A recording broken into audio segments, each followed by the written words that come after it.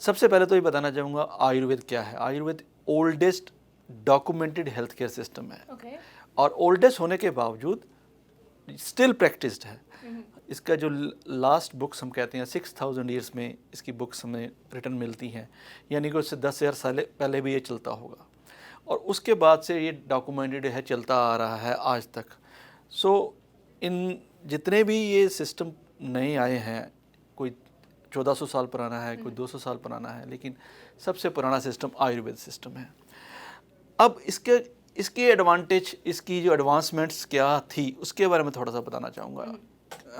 अब देखिए कि इतने साल पहले भी इन्होंने एनाटॉमी को, फिजियोलॉजी को पूरा एक्सप्लेन कर रखा है वहाँ पे। जैसे मैं एक छोटा सा एग्जांपल दूंगा स्किन का। स्किन की 7 लेयर्स आयुर्वेद में बताई गई हैं। वो ठीक है, उनके नाम थोड़े डिफरेंट थे, अभ्भासनी, लोहिता, श्वेता, ताम्रा, वेदिनी, रोहिणी, मांसधरा। इवन उनके साइजेस बता रखे हैं, उनका बताने का साइज़ बताने का तरीका अलग था। मिलीमीटर सेंटीमीटर नहीं थे उस वक्त होते, तो उन्होंने बताया कि चावल के दाने को रखा हो तो उसका 1/18 पार्ट ये लेयर होगी, 1/16 पार्ट ये लेयर होगी, लेकिन एक तरीका बताया गया है। उसके बाद आए थे हम जठराग्नि के ऊपर, डाइजेस्टिव फायर के ऊपर। हम लोग मेटाबॉलिज्म में बहुत सारी बात करते हैं, लेकिन उन्होंने डाइजेस्टिव फायर के बारे में, जठराग्नि के बारे में, उसकी इम्पोर्टेंस के बारे में बहुत कुछ लिखा है। और अगर ये कहें कि आयुर्वेद कहता है कि सर्वे रोगापि मंदाग्नि, यानी कि आपकी डाइजेस्टिव फायर वीक है तो सभी बीमारियां आने का खतरा है। तो अब क्या हुआ, यानी कि आपका मेटाबॉलिज्म वीक है। अब जठराग्नि तो एक अग्नि है, लेकिन उन्होंने 13 टाइप्स की अग्नि बताई है। दैट मीन्स उन्होंने कहा कि ये तो मेन हमारा एंजाइमेटिक एक्टिविटी जहाँ पे होती है, जिसको हम कहते हैं डाइजेशन प्रोसेस को, लेकिन उसके अलावा उन्होंने टिश्यूज़ पे, रस में, रक्त में, मांस में, हर जगह में डाइजेस्टिव एक अग्नि बताई है। अग्नि एक वर्ड जो है वो डिनोट कर रहा है एंजाइमेटिक एक्टिविटी को। जैसे कि स्किन के बारे में उन्होंने बताया कि स्किन की 7 लेयर्स हैं, अभ्भासिनी, लोहिता, श्वेता, ताम्रा, वेदिनी, रोहिणी, मांसधरा। सोचिए उस टाइम पे, आज हम सर्जिकली देख रहे हैं कि उस टाइम पे तो उन्होंने किस तरीके से इसके बारे में एक्सप्लेन किया, तो दैट मीन्स उस टाइम पे भी कोई प्रोसेस रहा होगा जिससे उन्होंने इन लेयर्स के बारे में जाना।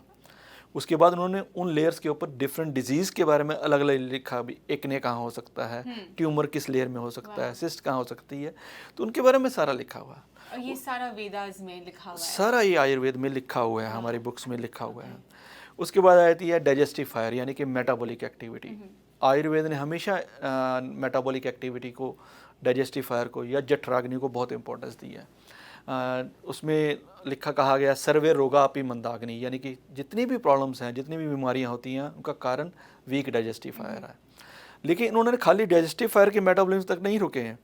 जैसे आज मॉडर्न साइंस कहती है कि हमारी different enzymatic activity, different chemical reactions cell level पे जाती हैं, तो उन्होंने भी लिखा हुआ है कि हमारी डिफरेंट मेटाबॉलिक एक्टिविटीज, जिनको उन्होंने अग्नि रूप में कहा गया, वर्ड डिनोट किया गया, तो हर एक सेल लेवल पे भी है, रस पे यानी कि न्यूट्रिशन पे, रक्त में, ब्लड में, मांस में, हर जगह पे उन्होंने वर्णन किया हुआ है। उसके बाद जितनी भी प्रॉब्लम्स का वर्णन डिटेल में बीमारियों का लिखा गया है, उनकी इलाज बताए गए हैं। और उसके इलाज के साथ साथ सबसे बढ़िया बात है, मेडिसिन देने के लिए डिफरेंट फार्मूलेशंस बताए गए हैं। एक दवाई को आप फ्रेश जूस की तरह ले सकते हैं, उसी का पाउडर बना सकते हैं, उसके बाद उसका क्वाथ बना सकते हैं, उसके बाद उसका डिफरेंट तरीके के कंसेप्ट से हम उसको कैसे ले सकते हैं। और उसके बाद last not least surgery advancement. हम कहते हैं हमारी सर्जरी आज की बहुत एडवांस है, लेकिन स्टिल प्लास्टिक सर्जरी का जो फादर कहा जाता है वो सुश्रुत कहा जाता है। तो इतनी एडवांस थी हमारी आयुर्वेद।